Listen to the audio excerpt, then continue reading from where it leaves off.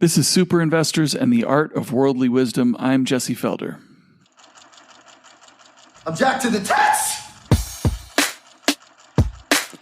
This episode is brought to you by the Felder Report. Each week I go through a ton of reading and research, and every week I take the 5 things I found most valuable during the previous week. I put them together in a Saturday morning email. If you're interested in receiving something like this, just go to thefelderreport.com. Right there on the homepage, click Join Now, and you'll be good to go. My guest for this episode is Chris Cole. Now, if you haven't heard of Chris, he's one of the foremost thinkers and practitioners in the world of volatility trading. After beginning his career in Hollywood as a cinematographer, Chris took an interest in options trading, which eventually led to a job at Merrill Lynch. It was there he was able to explore the subject of risk further and in a professional capacity. And after personally profiting through employing his volatility strategies during the great financial crisis, Chris founded Artemis Capital Management in order to offer his services to institutional and hedge fund investors. In this episode, Chris discusses his personal evolution as a trader and hedge fund manager, and also shares his unique insights into portfolio construction gleaned from an extensive study of market history his firm recently conducted. So please enjoy my conversation with Chris Cole.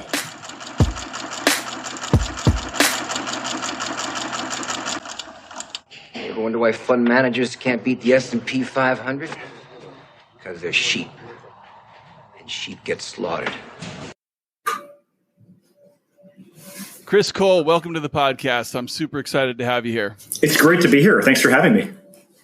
Yeah, no, the first thing I have to ask you is most of the successful investors that I've studied really seem to deeply internalize the idea that they should focus on risk first and let the rewards kind of take care of themselves.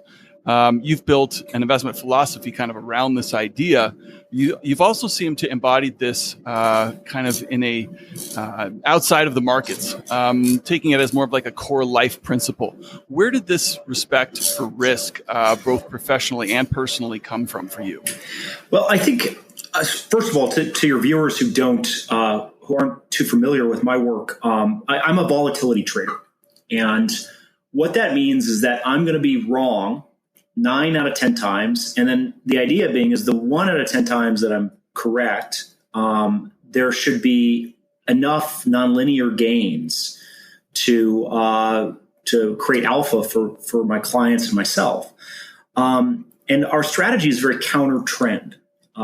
So in that sense, I think about risk in terms of the transmission of volatility and nonlinearity. And a lot of that philosophy boils down to how one chooses to live life and how one can apply some of those same lessons that are, I think, very important in volatility trading to life. I think one of the concepts that I've put out there in some of my papers is that volatility can never be destroyed. It can only be transmuted in shape and form. So this mainstream view that central banks have somehow suppressed tail risk, this runs, I think, quite counter to common sense. I believe that what they've done is they've taken asset returns from the future and brought them to the present, or they've taken tail risk from the present and shifted it to the future. Or what you've done is you've taken private risk and you've shifted that out into public risk. So it's showing up in ways like the rise of populism. So in this sense, a lot of times in life, you can't destroy, you have to embrace volatility. And when you're trading and actually buying options, what you're seeking to do is find smart ways to take that risk with a limited risk profile and profit from the nonlinearity. And you can apply that same principle in life a lot of the time. And how would you, I guess from your own personal experience, how would you, where the metaphor in life, I guess, where is that for you? Well, this concept that, for example, I think one of the classic metaphors is the idea of the sequoia trees, and that the seeds will actually open up when they sense fire. So, the idea that the trees actually need the trees actually need to have brush fires in order to create the conditions that allow new trees to rise up from the ashes. This is the idea of embracing volatility. This idea that the treatment of addiction, for example, requires kind of a brutal assessment of of the reality of one's situation, and to embrace volatility so that you can cure yourself of any addiction. Marriage therapists, for example, observe that the couples that are at the biggest risk of a divorce are the ones that aren't fighting, the ones that are suppressing. The ones that are fighting are actually at least communicating and have a shot. So this idea, or that rangers, for example, in nature will do controlled blasts for avalanches. This idea that you need this process of creating volatility, in essence, and embracing some volatility to create a better outcome in a variety of different disciplines.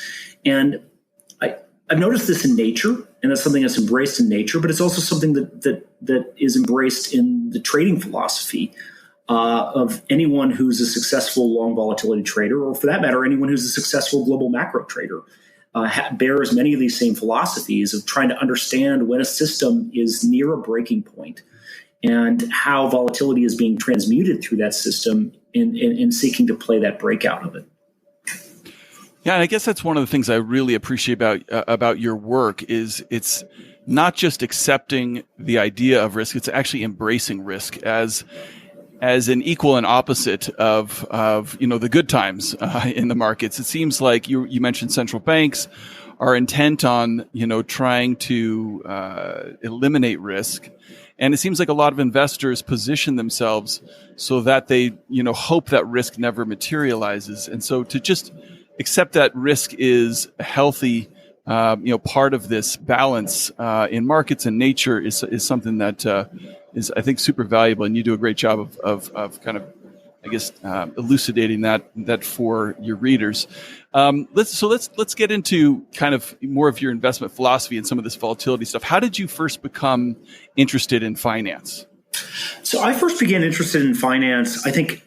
So my background, and we can cover this in maybe some of the other questions, but I originally had a background in cinematography and art, and I began trading out of just pure intellectual interest in the late 1990s, and then from there I decided during that .com recession to just for fun do my CFA. I was just fascinated. All of a sudden, things that didn't make sense in the world, it made sense through the lens of economics, through the lens of investing. And I just became just intellectually fascinated a bit with it, and particularly intellectually fascinated by options trading. The idea of this idea of being able to buy optionality, have a limited loss profile, unlimited gains, this exposure to change. And I began devouring some of the early options texts, work by Macmillan and Nadenberg, some of the classic kind of entry-level texts that people use.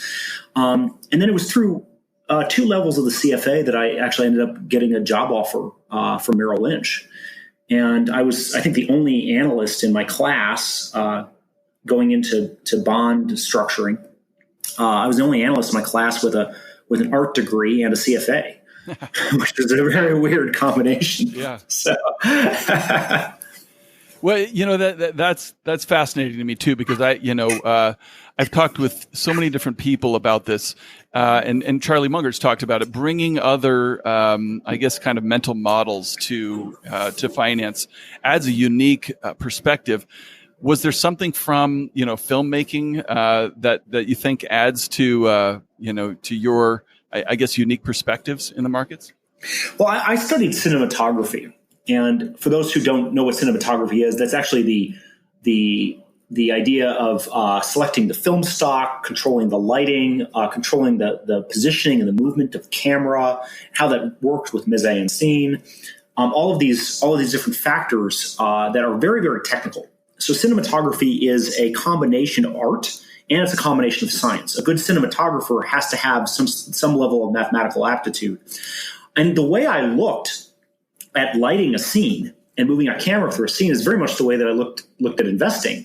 Whereas I would take different light meter readings across a scene and create a statistical distribution of the entire range of different light points, and then understood how the tails or the middle of that distribution would be effective in telling a story, and how the distribution of those light points worked with different film stocks. So I think in many ways, the way that I approach cinematography, it was a very statistics-driven framework that actually could be, in essence, transmuted onto options trading. Because obviously, as an options trader, what you're trying to actually understand is, what is the probability distribution of underlying asset, and then how does that probability distribution align with what's being priced in the market. I was just, in cinematography, doing the same thing with light and film stock.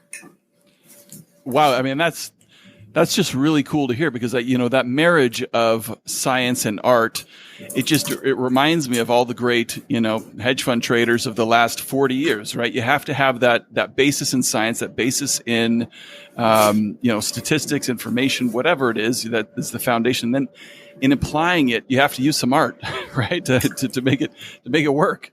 Yeah, it's an art form. Absolutely. So how did you go from studying options to, I guess, the lead into the financial crisis and seeing an opportunity there? Well, so I think, like with most people who start in this industry, I found myself initially attracted to value investing. But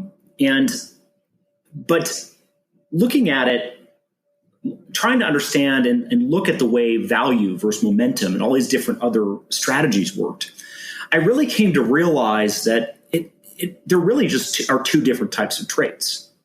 There's mean reversion and there's trend. And to that point, I think volatility to me became the only asset class that exists. I mean, people talk about, I've always said this, they say, well, is volatility an asset class? I said, well, it's the only asset class, because you have strategies that are short volatility, and those are short volatility strategy is profiting from mean reversion. It's profiting from it's profiting from mean reversion. It's profiting from the expectation of stability or continued stability in the market. And whether or not you're shorting an option or not, different strategies have that return profile, including value investing. You have this expectation that something will mean revert to some intrinsic value. And then you have strategies that are long volatility, that are in effect playing breakouts that profit from change. That could be buying options. It could be global macro investing, someone who's making assessments on whether some regime change is going to occur in a currency or in a rate. Or it could include strategies like commodity trend. And so when I began simplifying all of these ideas, that the whole world of investing actually simplified down to two basic strategies, long and short volatility, which actually echoes the way most people live their lives. Most people tend to follow one or the other of those philosophies in their everyday life. That eventually kind of led me into pursuing interests in rate derivatives, and I was at Merrill at that time structuring rate derivatives, and I began experimenting with my own volatility trading strategies on the side. And so those volatility strategies were looking at short vol versus long vol, and the risk return profile through periods of time. Is that it? Yeah, I think that's a big thing where I would look at, for example, and I've always been doing this. I think my most recent investment letter or research paper really shows this. But instead of looking at just 10 years or 5 years or 3 years of history, let's look at 100 years of history. And let's understand, what are the drivers that could cause this, what appears to be a steady state, stable regime, to suddenly shift radically in a different direction.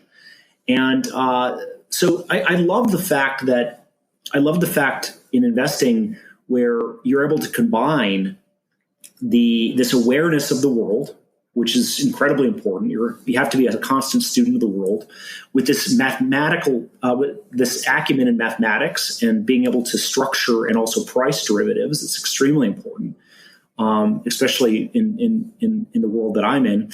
And then combine that with this very strong study of history and the artistry of being creative to understand what might cause the regime that we're in today to shift, or how might the price movement how the price movement that we have in this asset might change, comparative to where it's been in history. Yeah, it's interesting to me from the standpoint, first of all, to hear that you were first intrigued by value investing. I mean, there's a contrarian streak there, especially these days for value investors. You have to be contrarian to be a value investor today. But there had to be something in there in terms of your contrarian bent that, for me, it's always amazing to look back through different market cycles and find that there are always these strategies that come up that are guaranteed to fail.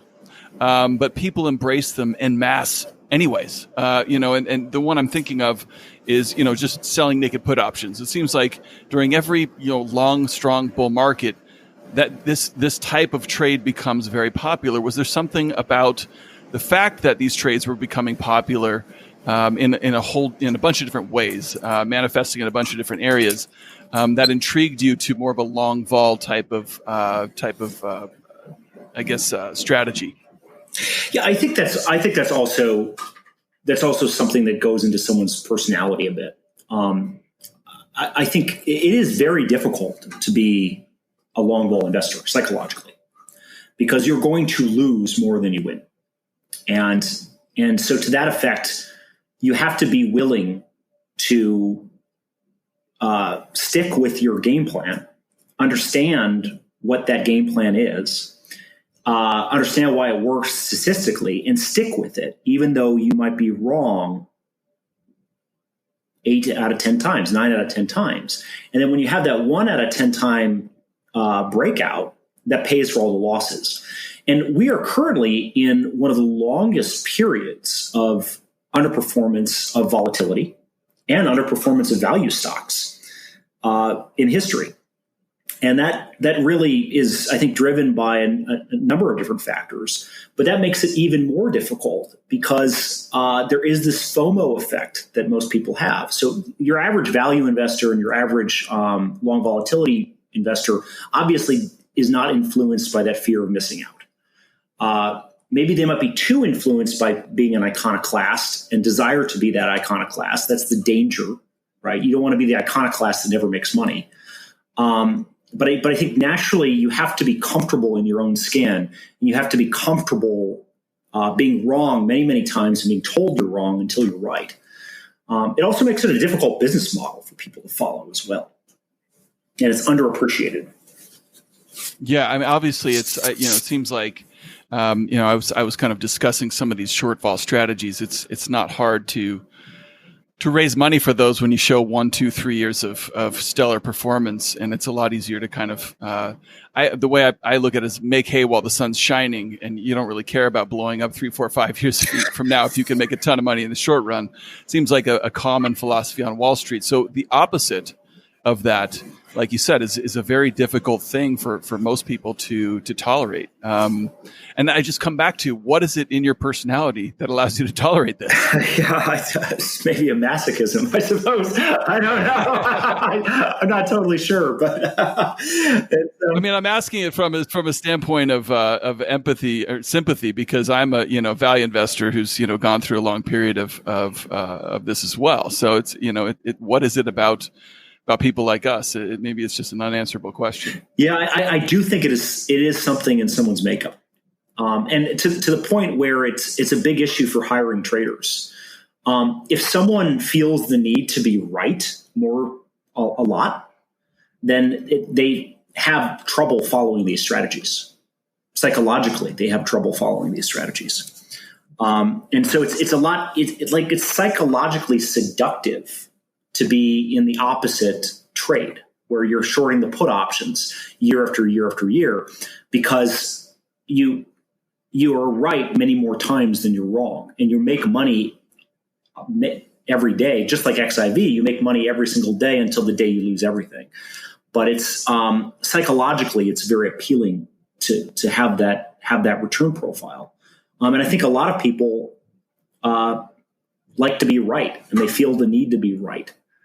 And that makes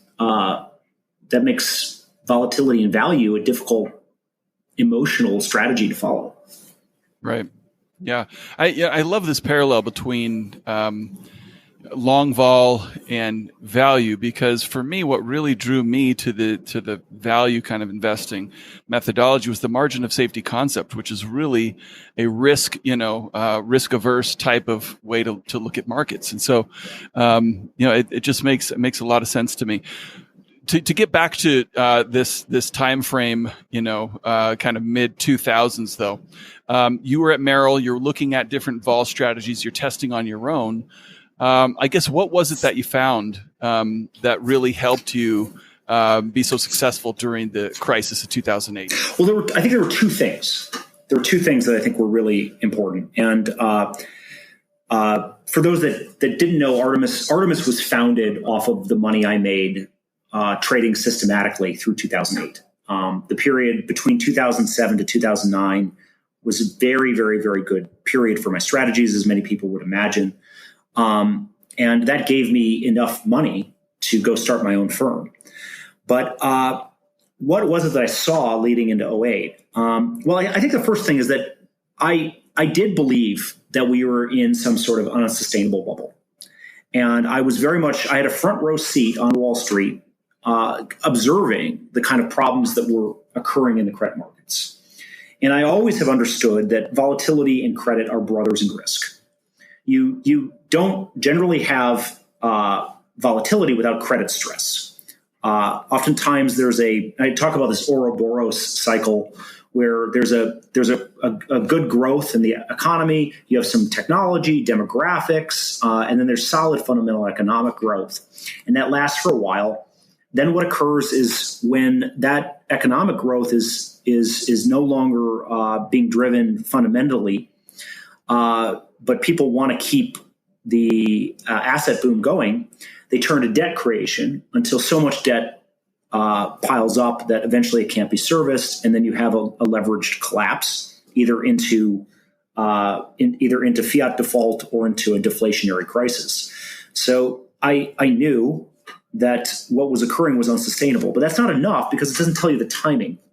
The other thing I think I knew, which was really important, is I studied volatility going back to the Great Depression. I actually graphed, at the time it was the Dow, but I calculated the realized volatility of the Dow Jones Industrial Average going all the way back to the early 1900s. So I understood that in a deflationary crisis, you could have volatility go higher for much longer than most people were giving it credit for. And that was a key insight, because at the time, I don't think many people realized this, but it's very similar to the way it is today. Every time the VIX went up to 30 in 2007, the logic was sell it. Sell vol. I mean, you can't sell the VIX, but sell volatility anytime the VIX hits 30 was the modus operandi on Wall Street at that time. No one ever imagined that you could get extended volatility for a long period of time. But looking back, I was like, boy, in the wrong type of debt crisis, volatility can average over 35 for a decade. And I had data and I looked at that. And then I understood that based on the way that volatility was being priced, that when vol went up to 30, you could buy forward vol for as low as 23 at times. And that presented a tremendous opportunity to not only be able to press into volatility positions when on spikes, but also to do so at a margin of safety.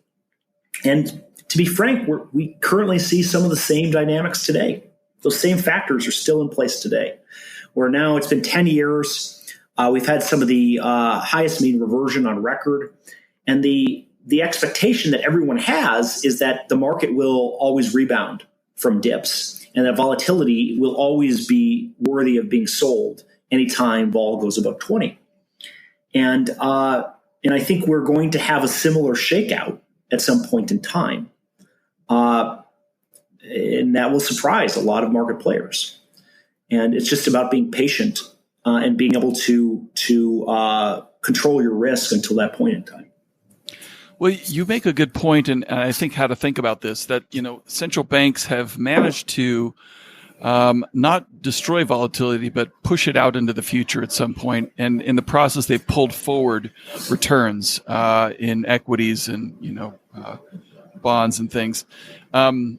So is that kind of what you're thinking? Is that they've been able to suppress it, but they haven't been able to I guess destroy it. That it at some point all this suppressed volatility is going to come back, and the returns that they pulled forward are going to disappear.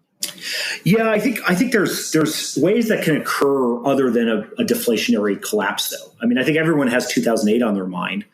One of the ways that can occur is the rise of populism.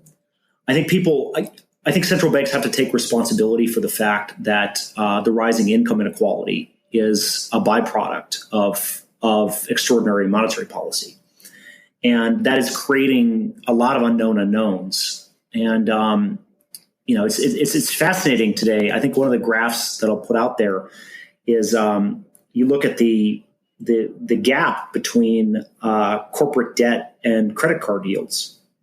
So it's the highest level in history. So corporations are borrowing really, really at really low levels, and some of the lowest levels based on option adjusted spreads, and they're using that debt issuance to, in effect, buy back their own shares in a financial engineering strategy. Well, meanwhile, Main Street, the average consumer is never been charged more on their credit card debt. So it's just an example of one rate-driven example of why some of these policies, although they're supporting asset prices, are not really filtering down to the median worker, and that's creating a type of risk that is external to markets, but actually could threaten rule of law down the road. The other framework is that you could also have risk transmuted through fiat devaluation. To go ahead and decide to do helicopter money and devalue the currency to pay for a variety of different programs, that is also a form of volatility. I call it right tail volatility, but is a form of volatility. And that's been done many, many times before, whether it was the 1932, 1934 gold devaluations, or whether we look at 1971 Nixon shock. They're all examples of right tail risk driven by fiat devaluation as a response to having too much debt. Well, and those are very closely related risks. I've suggested that it's, disingenuous at best for the Fed to say we're going to create a wealth effect, but we're not playing any role in wealth inequality. Right? You can't have it both ways. Yeah. And so I think it makes a ton of sense that in the next recession, you'll see policies, like you said, politically driven, that go from supporting financial markets to supporting, people directly. That goes along with what we're seeing in populist politics and whatnot. And so that to me seems like a pretty clear risk on the horizon. Getting back specifically to the paper that you recently published, you venture beyond the area of volatility in the paper, which is really interesting. And you look at asset classes over a 100-year time period. One conclusion that you come to in the paper is that recency bias is now a systemic risk. Can you explain that? Yeah, I think so. My paper, the volatility of, the allegory of the hawk and serpent, it asks the question: how do you, if you're given money, what asset allocation should you have to ensure that your children's children will be able to inherit that money in 100 years? What asset allocation should you use to ensure that wealth will not only be sustained, but also grow over a 100-year period? And to answer that question, I looked at a variety of different asset classes and recreated financial engineering strategies going back 100 years. And I came up with a new asset allocation strategy that is actually quite counterintuitive compared to what the average pension system is doing. And that asset allocation plan was actually not derived by my opinion or any kind of macro views. It was purely derived by actually a portfolio optimization over 100 years, looking at a variety of different strategies.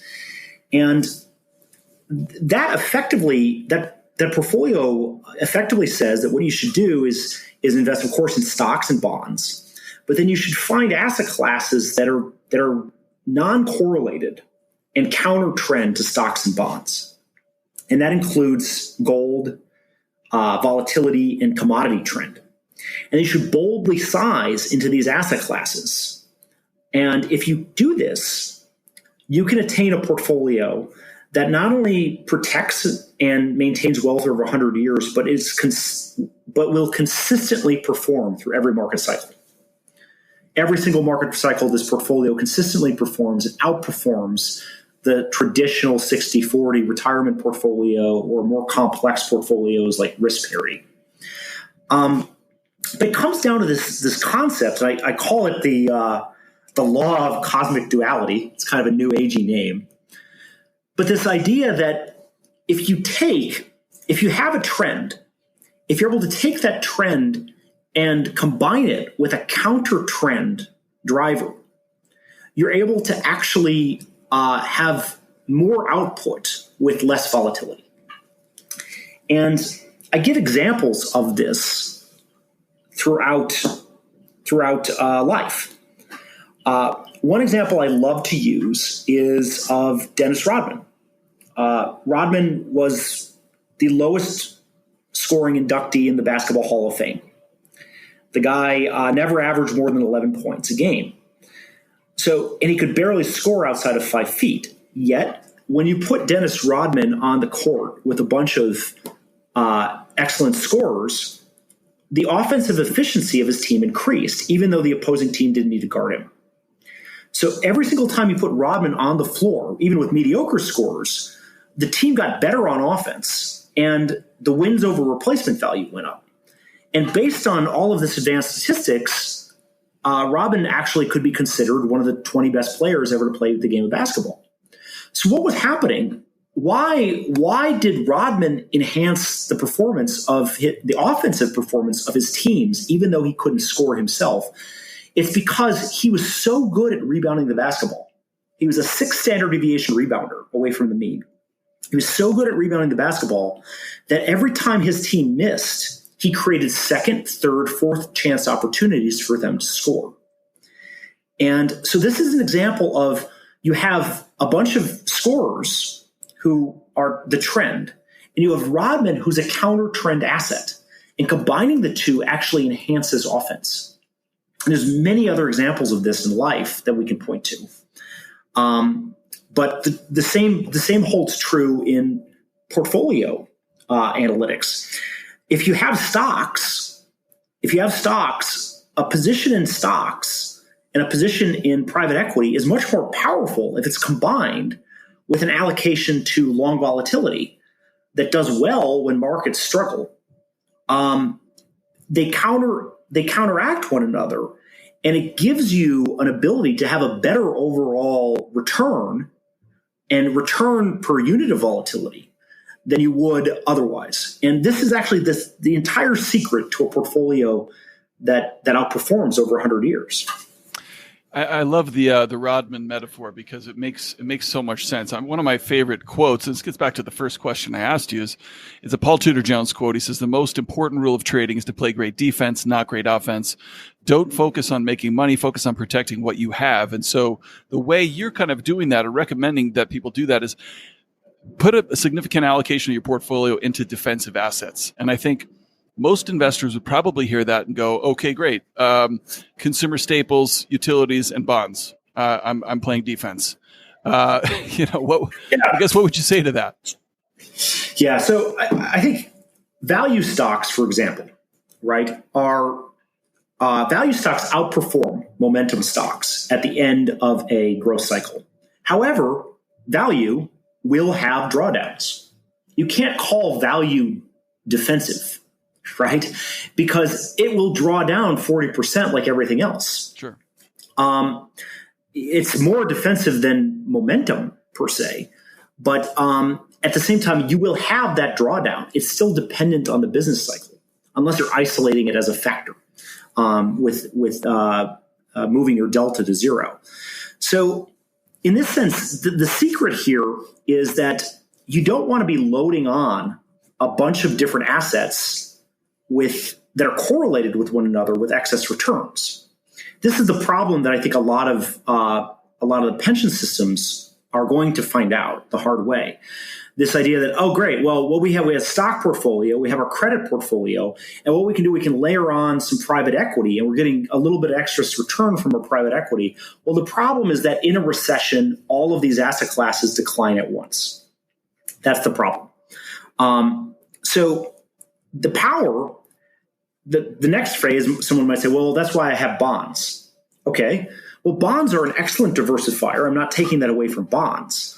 But with yields down at 1.5% right now, bonds are going to have to move to negative 3% to get the same price appreciation that you got during the last crisis. So that is the assumption that you can rely on bonds as your sole line of defense is, I think, particularly troublesome when rates are this low. And so this has not been a new problem. We've seen this problem you can see the same drivers over 100 years.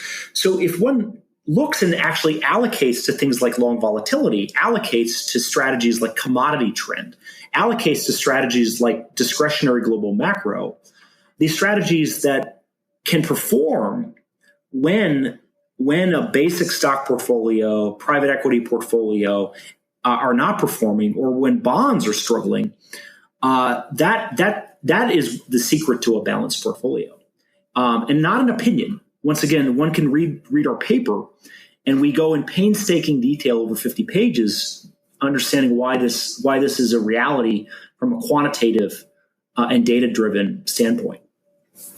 When I think this gets back to my question about recency bias, too, is that you look at, people think, well, I own stocks and bonds, I'm diversified. But what you point out in the paper, there are periods over that 100-year, time frame where all financial assets do poorly at the same time for extended periods of time. So you think you're diversified by owning two different types of financial assets. If you don't own these other non-financial assets that perform well in these types of financial assets then you're not truly diversified. That's right. Yeah. And I think the recency bias thing, and I didn't quite answer that directly, but I think it's worth pointing out in a big way. By any measure of financial history, the last 4 decades were an unprecedented period of price appreciation. So if we look at the average financial advisor is about 52 years old. They were a kindergartner during the stagflationary crisis of the 1970s. And then by the time they came of age, they grew up in this period of tremendous performance of stocks and bonds. But let's just put some numbers to this. 91% of the price appreciation for a classic equity bond portfolio over the last 90 years came from just 22 years between 1984 and 2007. Bonds returned 15 times what they returned over any other period in the cycle, over 100 years. There are some graphs on this in our paper, but that period, starting in 1984, you had a confluence of different factors coming online at the same time, which had a massive impact on rising asset prices, both stocks, bonds, real estate, you name it. You had 76 million baby boomers coming into the workplace, earning excess money and beginning to save. So that's a huge wall of capital that hit markets in the 80s and continued and amplified in the 90s. On top of that, you had interest rates peaked at 19% and began to drop. So obviously, when rates are at 19%, you've got a lot of leeway. As rates go down, bonds go up, bond prices go up. That produces a framework that gives central banks tremendous ammunition to support a bull market and support asset prices. And as rates dropped and dropped and dropped, that supported stocks, that supported real estate, and bond prices expanded dramatically. Then you had lower taxation. We had taxes begin to drop with the Reagan administration. And then you had a framework of globalization, which drove inflation lower and allowed rates to drop. So the last 40 years The last 40 years is one of the most unprecedented periods of asset price appreciation. And the problem is that all of the pension systems and many investors expect that period, the returns that they're able to get from that period are normalcy. That's the expectation. And that is a very dangerous expectation. The trillion-dollar question is that era repeatable? And if it's not repeatable, then we've got a very big problem on our hands, because the average U.S. pension system assumes a 7.25% return on plan assets. If we remove 1984 to 2007 from our data set, their portfolio drops down to about a 4 to 5% expected return on nominal basis. What that means is that already the 70% of pension systems that are currently underfunded, if we assume that their returns will be just 5% rather than 7.25%, then the unfunded liability jumps to a level that is multiple times the bank bailout of 2008. We're talking an expansion of the unfunded liabilities from 1.4 trillion to up to $10 trillion. It is a big problem. And so recency bias is a massive risk in markets today that I think many investors are not fully understanding, because they are only using their lifetime and the return expectations from their lifetime as an assessment for their portfolio, not looking back and saying, are those return estimates repeatable, especially in the context of 100 or 200 years worth of market history. And I'm saying, boy, it looks like it's going to be very difficult for the same factors that drove, many of the factors that drove those asset prices are now working in reverse, meaning polarization, and globalization moving in reverse, baby boomers retiring and drawing money down from markets, poor demographics, and rates being at multi-generational lows. And, even the Fed, I think, put out a paper 5-6 years ago about demographics and suggesting that, valuations are highly correlated to demographics, and that, under this relationship, by the middle of this decade, we could see a P to E ratio on the market of about 8 or 9, which would be far lower than it is today. So, yeah. I mean, clearly the Fed is aware of this issue, and, we're talking about the possibilities of the next downturn of them having to switch to a more populist form of type of stimulus. I think in the paper you suggest that they might be forced to bail out the pension system by printing money, and so this would be another risk to these assumptions people are making. Yeah, I think that's exactly right. Like what I fully expect to happen is that the accounting for the pensions right now is they exist in an imaginary world where this expectation that you could get 7.25%, that if that's the baseline, it's hard to understand how they achieve that over the next 20 years. And if that assumption isn't met, you've got a big funding problem. I think that, and if you've got a big funding problem in the pensions and people aren't going to get the retirement guarantees that they imagined, right as the majority of the population enters retirement, by 2030, there'll be 2 workers for every 5 beneficiaries. You've got a major social problem on your hands. So my full expectation is that central banks are going to have to go full money printing, and will eventually be that states and municipalities will be issuing pension obligation bonds that the Fed will buy. And the monies from those pension obligation bonds, they'll buy those bonds at ultra low rates. And the monies from those pension obligation bonds will then flow in, backstopping capital markets, and ensuring that there will not be defaults in entitlement programs. Of course, if they do this, along with other helicopter money provisions, this will lead to volatility. But it'll be a different volatility than what people imagine. The volatility that it will lead to will be right tail volatility, which you can profit from in an active vol strategy. But it will drive something I like to call autocorrelation in markets or trending in markets. One of the big technical factors that we've seen in markets, everyone talks about low vol. What they don't talk about is the fact that there's no trend. Every single time the market drops, it rebounds the next day. We're even seeing that as we speak right now. So that what we'll call trending or mean reversion in markets, the mean reversion in the market is at multi-generational highs. And that's been because of the interplay between central banks, money printing, and interest rates. Well, it wasn't always that case. In other regimes, particularly during a period of fiat devaluation, you have tremendous autocorrelation in prices, meaning that if yesterday was down, today is more likely to be down, the next day is likely to be down, or vice versa. So that's a form of vol or a form of trend breakout that benefits strategies like volatility, commodity trend advisors, and gold. So I like to kind of point people out, and I talk about this with the analogy of a hawk. The way out of these problems are either left tail, you have a default, or left wing of the hawk, a default on the debt. That's kind of what we were experiencing in 2007, 2008. Or you have a fiat default. They default on money itself, which leads to stagflation and which leads to autocorrelation. And that results in the outperformance of things like commodity trend, right tail volatility, and gold. And you need asset classes that profit during these periods of secular regime to be able to thrive over 100 years.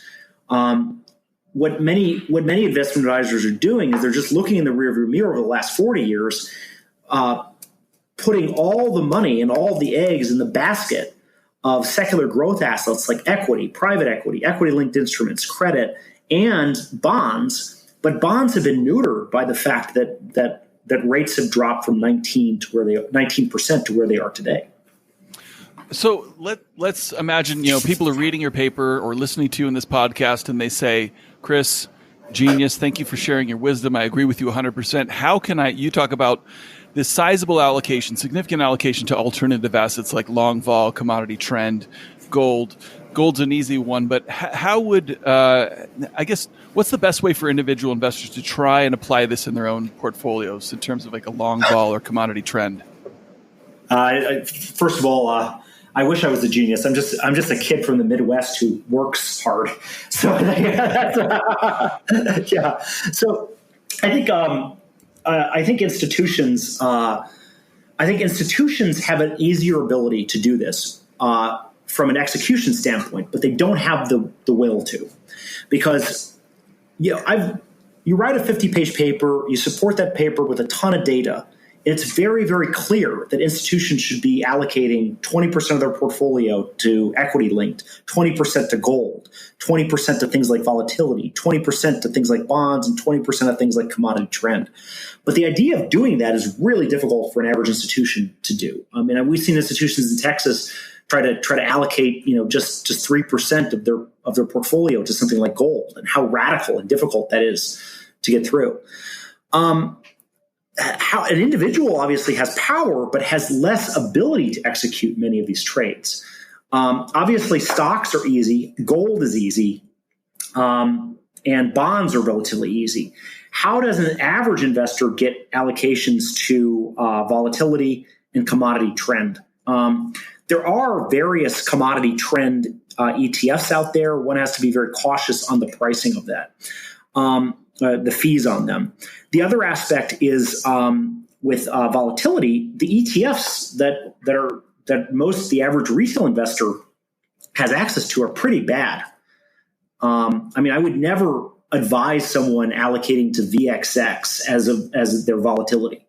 It's just it's not a good product. So on one end, you have institutions that have the full ability to execute this type of portfolio, but don't have the willpower institutionally to do it. Their problem is not an economic problem. Their problem is a social problem. And the other end of the spectrum, you have retail investors who may have the willpower to implement a portfolio like this, but the financial services industry has failed these investors in providing them adequate diversification tools to protect their portfolios. And in this sense, this is maybe a little bit of a controversial thing to say. I mean, I run a hedge fund. It's a private investment vehicle. You have to be an accredited investor. I can't take average investors in my hedge fund. That's unfortunate.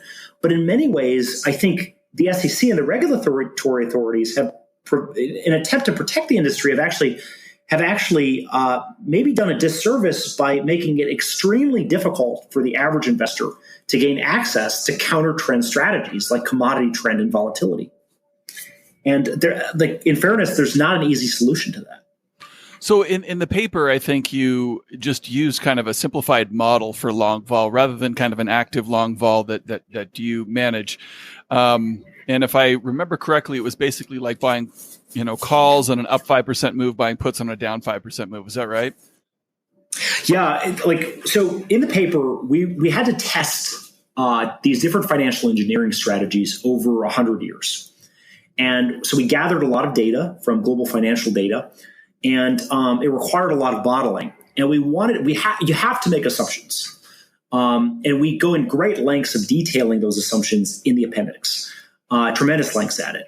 But you have to make some assumptions. And our goal was to model the strategies, but to do it in such a way that requires the least amount of assumptions possible. A highly simplified version of various strategies that may be complicated the way that they're implemented in a hedge fund, but we had to simplify them.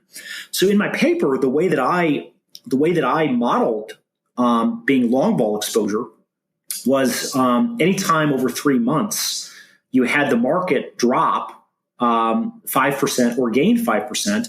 On the gains, you would buy calls. On the drops, you would buy puts, and you just roll them. So that simplistic strategy actually performed very well as a long vol position. I would have actually carried positively for the greater part of 70 years. Of course, you could, if you were an individual investor and you have the ability to do these types of option strategies yourself, you could adopt a simplistic approach like that and maybe augment it with some pure insurance. You'd probably want some pure tail insurance, but then ramp that insurance up when the trend begins moving in your favor. And that might be a way for a sophisticated but retail investor to be able to implement the long vol exposure. With commodity trend, we also just bought commodities when they moved past their 50-day moving average. And so these are incredibly simple. And some people would sit back and say, well, wouldn't these strategies be arbed out of the market? And I think the thing I'd like to let people know is that, well, yes, okay, there is that, right? I wouldn't recommend running a hedge fund with those strategies today. But what you're looking at is to capture secular regime shifts.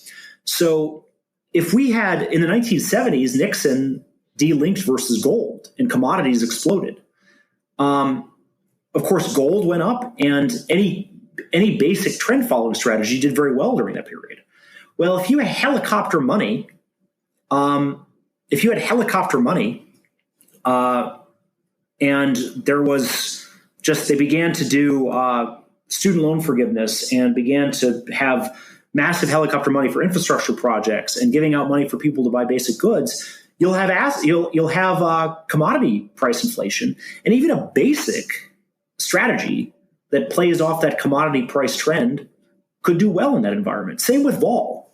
In a deflationary collapse like 2008 or the 1930s, a hyper simplistic strategy of just buying put options, even though that's not a great strategy most of the time, performs in that period of secular change, particularly incorporating some basic rules around it.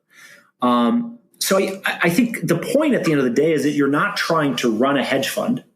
I'm trying to run a hedge fund, but you're not trying to be the next Renaissance or AQR. You're just trying to provide some counter trend exposure to profit from a period of secular change on either tail of the return distribution.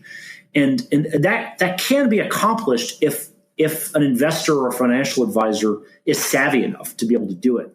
Of course, if they're accredited, then it makes sense to go to the actual hedge fund professionals and look at reputable hedge funds and various indices like the CBOE Eureka Hedge Long Volatility Hedge Fund Index or the HFRX Systematic Diversified Macro CTA Index. Yeah, it's interesting to me. I think I read something somewhere recently where Mark Spitznagel said the same thing about these types of insurance type of a product for investor portfolios, and there really isn't anything for individual investors. It seems like there's a huge opportunity for me, or for someone, not for me. I don't want to put out an ETF, but for someone to create this. There might just not be the demand for it now. Obviously, with the way Wall Street works, there'll probably be the demand for it after it's already. After the time has passed when you would have needed it, but that just seems how it works. I'm glad you brought that up because everyone seems to have this view that they can time these things. Right. And the truth at the end matter is the smart portfolio combines all these things ahead of time. It's part of the aggregate portfolio. It's not trying to time it. And this is the real problem with portfolio management is cultural and not economic. And so my strategy is most popular after the crisis. Right. Everyone wants insurance after the hurricane hits. Of course, it's not useful at that point in time. But there's other periods in time where, so after the last crisis, everyone wanted volatility and everyone wanted commodity trend in 2010, 2011. Well, the worst of it was over. Well, if we go back across other periods in history, if we go back to 1946, I want you to imagine you're an investor in 1946. You've experienced 2 decades of declines in stocks and real estate. The consensus knowledge that you have now, everyone wants to be in real estate, private equity, and in stocks right now, and in the most highly momentum-driven stocks, the Teslas of the world. But if it was 1946, you were terrified of stocks. It had been 17 years of declines, and Japan hasn't rebounded from its bubble in 1989. If you bought the Japanese stock in real estate, if you bought the Nikkei in 1989 in real estate, you would still be underwater today. So it's important sometimes. It's very, very difficult for an investor in a bull market to take gains from an asset class that's making money and to put it in something that hasn't made money for a decade. And conversely, it's very hard after a period of massive declines to take money out of something that is a counter trend asset like vol and then allocate it into stocks. But it is that's the emotional discipline you need to have a portfolio that thrives through every market cycle. And most individuals don't have that discipline. And most, sadly, institutions don't have that discipline. And it's the institutional part that's a tragedy because they should. And the fact that they don't means that all of us are going to pay for that failing. Yeah, absolutely. And it is a shame because you look at, a paper like yours that historically and statistically makes in my mind, an irrefutable case for these types of allocations, and still they don't want to do them because of career risk or what have you. But I've really appreciated your time, Chris. I got one more question for you. You have shared a couple of metaphors with us during this conversation so far, and that's one thing that really stands out to me about your writing is your use of these unique metaphors. Is that more a function of your education, or is it reflect your current hobbies and interests outside of the markets? Where does this kind of unique perspective come from? I've always been. We talked a little bit about in the beginning of the program about how I think statistically, but I also think visually. So to me, I start with a metaphor in mind. I can actually have these ideas, these visual metaphors for different difficult to understand concepts just kind of automatically pop into my mind. And it becomes an easier way to talk about these complex subject matters. I think, for example, we can talk all day and all night about dealer gamma and the fact that the volatility suppression and the fact that there's self-reflexivity in markets driven by the fact that volatility is a input for risk and also a source of yield. But it's much easier for me to show a picture of a snake eating its own tail, the Ouroboros, as an example of that. I think people understand that the visual metaphor of a snake self-cannibalizing itself and why that's relevant to short volatility and why it's relevant to something like corporate share buybacks. And I think it's just a function, my use of metaphor, I think it's just a function of the way that I think, and how it's enjoyable to kind of combine these disparate disciplines in terms of visual iconography and mathematics. And also the fact that I just enjoy reading a lot, and I read a lot of different things and draw inspiration from many texts and movies and novels that are outside of pure finance. Yeah. Well, I guess that's a good point. I guess it really could only come from a cinematographer turned volatility trader. It's funny. The vision. So I think there wouldn't be an Artemis if there wasn't if I hadn't read Alan Moore's The Watchmen, for example, the original graphic novel. And what I loved about The Watchmen is the fact that people could imagine something being possible, made it possible. And that led me to think that like the only reason that's keeping the edifice of credit markets up is because people believe in the infallibility of banks at that time. I mean, we're talking 2006, 2007. There was this true belief that the banks couldn't go under. And I think people knew it rationally, but they didn't know it experientially. And when they began to feel that experientially, all of a sudden it shifted their view on what could happen. And that materialized in terms of markets. And I don't think I would have grasped that concept, oddly enough. I didn't get that idea from a financial textbook. I got that idea from Alan Moore, who's a graphic novelist. And that's why, maybe having inspiration from a variety of different, I was simultaneously reading Alan Moore, and then you're also reading guys like, Jim Gatherall and Emmanuel Derman, who are doing, local volatility surfaces. So it's combining these different things together with it. It's the intersection of art and science, like you said before. Exactly. Yeah. So is there anything you're reading today that you would want to recommend?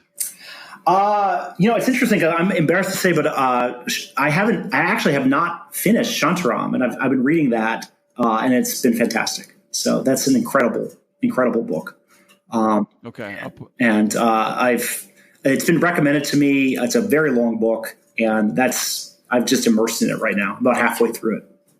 Interesting. I'll put a link to the book in the post for this show. But Chris, thank you so much for taking the time to do this. That was super valuable, and I'm just grateful to you for taking the time. Oh, it's a blast. It's my pleasure to be on, and it's wonderful to connect because I think we've been admirers from afar. So it's really fun to have the opportunity with you today.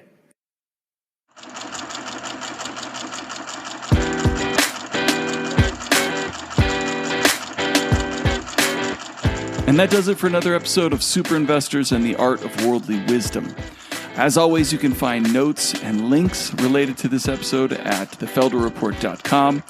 Thank you for listening, and until next time, buy low, sell high.